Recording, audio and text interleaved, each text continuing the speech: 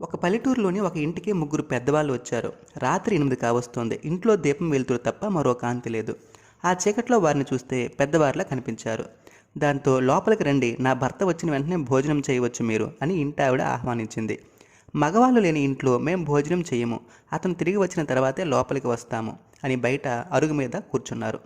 భర్త పొలం పని ముగించుకొని ఇంటికి వస్తుండటం గమనించి బయట అరుగు మీద ఉన్న వారి వద్దకు వెళ్ళి, నా భర్త వచ్చాడు, లోపలికి రావడానికి మీకు అభ్యంతరం లేదు కదా అని అడిగింది.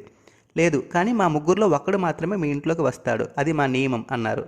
ఆ ఇల్లాలు ఆశ్చర్యంతో చూస్తుండగా ఓ పెద్దాయన ఇలా అన్నాడు, నా పేరు ప్రేమ, ఇతని పేరు గెలుపు, ఈయన పేరు ఐశ్వర్యం, మాలో ఒక్కరిని మాత్రమే ఆహ్వానించు అన్నాడు.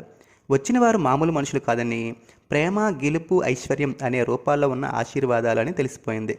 సంతోషంతో పొంగిపోతూ ఆమె ఆ విషయాన్ని భర్తకు చెప్పింది. అది విన్న భర్త పరవశంతో, బ్రతుకులో గెలిపే ముఖ్యం కాబట్టి గెలుపునే పిలుద్దాం అని అన్నాడు. దానికి ఆమె, ఐశ్వర్యం లేకపోతే గెలుపు ఒక్కటే ఉండి ఏం లాభం, కాబట్టి ఐశ్వర్యాన్ని ఆహ్వానిద్దాం అని అంది. వీరిద్దరి మాటలు వింటున్న వారి కోడలు, గెలుపు ఐశ్వర్యం కంటే ప్రేమ ఉంటే భార్యాభర్తలు, పిల్లలు, అత్తా కోడళ్ళు కలిసిమెలిసి ఉండగలం, కాబట్టి సుఖజీవనానికి ప్రేమే మూలాధారం అంటూ సలహా ఇచ్చింది. వెంటనే ఆ ఇంటి యజమాని బయటకు వచ్చి, మీలో ప్రేమ అనే వ్యక్తి లోపలికి రావచ్చు అన్నాడు. ప్రేమ అనే వ్యక్తి ఇంట్లోకి వచ్చాడు. ప్రేమ వెనకే గెలుపు, ఐశ్వర్యం కూడా అతనితో పాటు ఇంట్లోకి వచ్చాయి.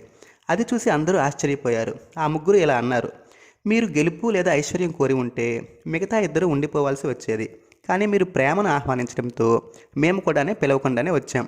ప్రేమ వెన్నంటే గెలుపు, ఐశ్వర్యం అనేవి నడవాలి అని మా దేవుని ఆజ్ఞ.